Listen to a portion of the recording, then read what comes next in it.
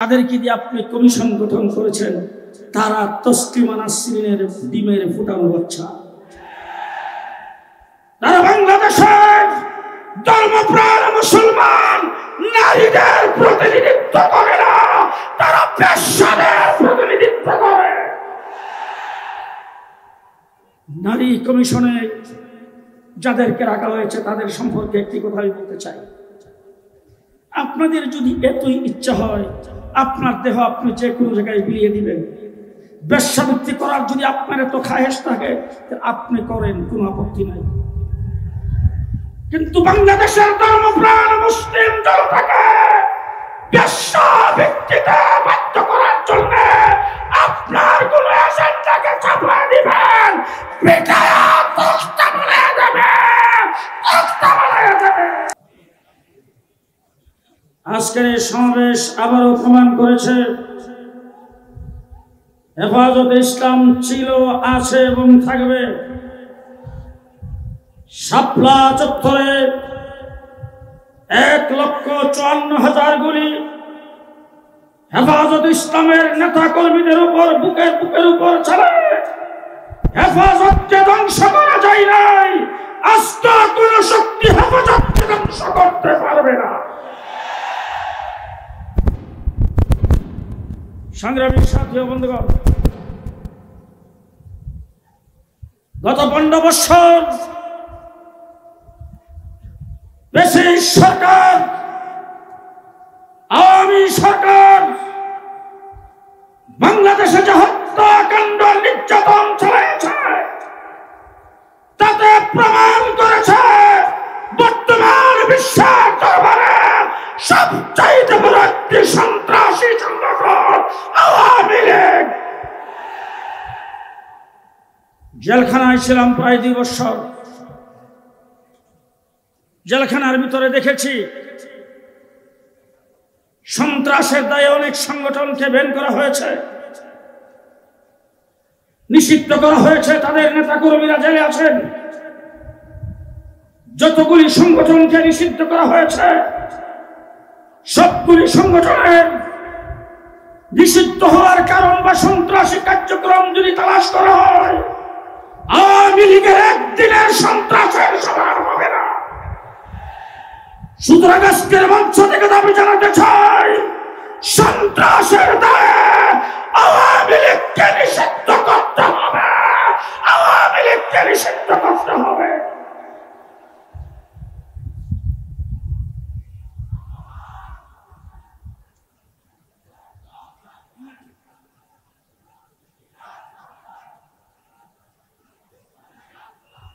সংগ্রামী সাথী বন্ধুগণ,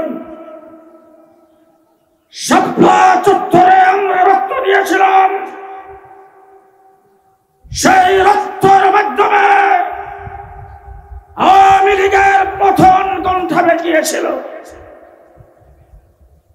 সুলহ হুদাইবিয়াতে আল্লাহ পাক ঘোষণা করেছিলেন ইন্না ফাতাহনা লাকা ফাতহাম মুবিনা, কিন্তু ফতেহ হয়েছে, ফতেহ মক্কার সময়ে শাপলা চত্বরে পতনের ঘণ্টা বেজেছিল 2024-এর ছাত্র জনতার আন্দোলনে শেখ হাসিনা বিদায় হইতে বাধ্য হয়েছে।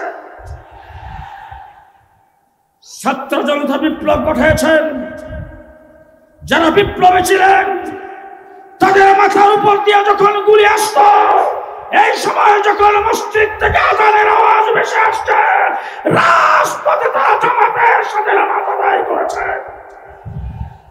তাদের মুখে স্লোগান ছিল নারায়ে তাকবীর আল্লাহু আকবার। আবু সাইদ যখন গুলি খেয়ে মাটিতে পড়ে গেছেন তার এক সাথী আমাকে বলেছেন তার জবান থেকে জোরে আওয়াজ হয়ে বের হইতেছিল আল্লাহু আকবার, আল্লাহু আকবার, আল্লাহু আকবার ধ্বনি দিয়ে যেই বিপ্লব বাংলাদেশে হয়েছে, যেই সফলতা বাংলার মাটিতে আসছে, যেই পেশিবাদের পতন হয়েছে, সেই দ্বিতীয় স্বাধীন বাংলাদেশে ইসলাম বিরোধীদের বিরুদ্ধে আবার মাঠে নামতে হবে কল্পনাও করি নাই। সংগ্রামী সাথী ও বন্ধুগণ, বর্তমান সরকারের প্রধান ডক্টর ইউনূস সাহেব আপনি আসলে দেশে রক্ত দেন নাই, আন্দোলন করেন নাই। সংগ্রামে দেশে আমরা করেছি, রক্ত আমরা দিয়েছি। এজন্য রক্তের মাধ্যমে এই স্বাধীনতা অর্জন। তার যে কষ্ট, এটা আপনি হয়তো বুঝেন নাই। আপনি কমিশন গঠন করেছেন। আমরা প্রথমেই বলেছিলাম কমিশন গঠন করতে আপনাকে খেয়াল করতে হবে দেশটা মুসলমানের দেশ, ইসলাম বিরোধী কাউকে দিয়ে কমিশন গঠন করা যাবে না। আজকে প্রমাণিত হয়েছে যাদেরকে দিয়ে আপনি কমিশন গঠন করেছেন তারা তসলিমা নাসরিনের ডিমের ফুটানো বাচ্চা। তারা বাংলাদেশের ধর্মপ্রাণ মুসলমান নারীদের প্রতিনিধিত্ব করে না, তারা পেশাদের প্রতিনিধিত্ব করে। নারী কমিশনে যাদেরকে রাখা হয়েছে তাদের সম্পর্কে একটি কথা আমি বলতে চাই। আপনাদের যদি এতই ইচ্ছা হয় আপনার দেহ আপনি যে কোনো জায়গায় বিলিয়ে দিবেন, বেশ্যাবৃত্তি করার যদি আপনার এত খায়েশ থাকে আপনি করেন, কোনো আপত্তি নাই। কিন্তু বাংলাদেশের ধর্মপ্রাণ মুসলিম জনতাকে বেশ্যাবৃত্তিতে বাধ্য করার জন্য আপনার কোন এজেন্ডাকে চাপিয়ে দিবেন, পিটায়া তক্তা বানিয়ে দেবে, তক্তা বানিয়ে দেবে। সংগ্রামী সাথী ও বন্ধুগণ, সংগ্রামী সাথী ও বন্ধুগণ, সময় কম, বহুত কিছু বলার ছিল। ডক্টর ইউনূস সাহেব, আপনি যখন সর্বপ্রথম ক্ষমতায় এসেছেন আমরা আপনাকে সহযোগিতা করেছি। আওয়ামী লীগ বেশিরভাগ ভারতের মুখের কোলে বসে এই দেশ থেকে আপনাকে উৎখাত করার জন্য সর্বপ্রথম যে কাজটি করেছিল সংখ্যালঘুদের উপর নির্যাতন। সেই নির্যাতনের আওয়াজ যখন উঠেছে আমরা মন্দিরগুলোকে পাহারা দিয়েছি, আমরা এই দেশের রাস্তাঘাটে ট্রাফিকের কাজ করেছি। আমরা এখন পর্যন্ত আপনাকে সহযোগিতা করতে চাই, তবে ইসলামের বিরোধিতা যারা করবে তাদেরকে আপনি প্রশ্রয় দিতে পারবেন না।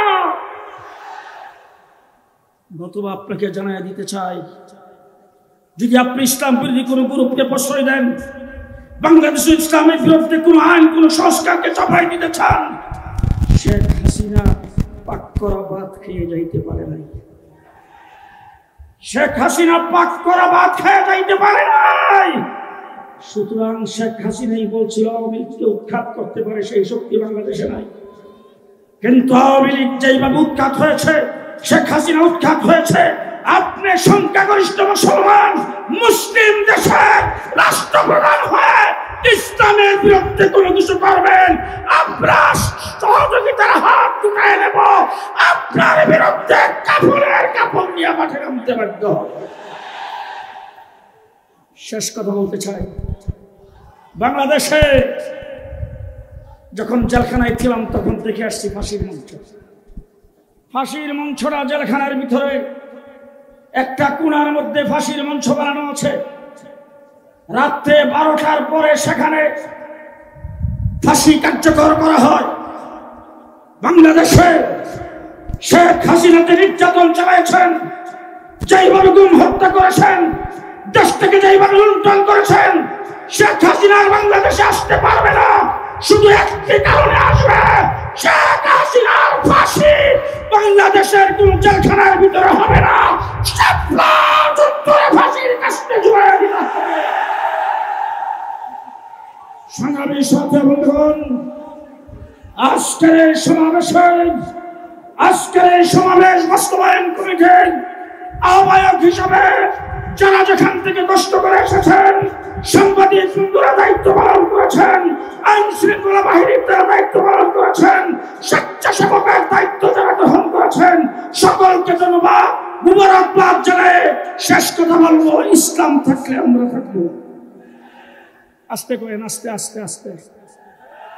আমি আমার কথা বলছি আপনাদের কাছে, বাংলাদেশে ইসলাম থাকলে আমরা থাকবো। ইসলামের বিরুদ্ধে বাংলাদেশে কোনো কিছু করতে চাইলে আমাদের লাশের উপর দিয়ে আসতে হবে, লাশের উপর দিয়ে আসতে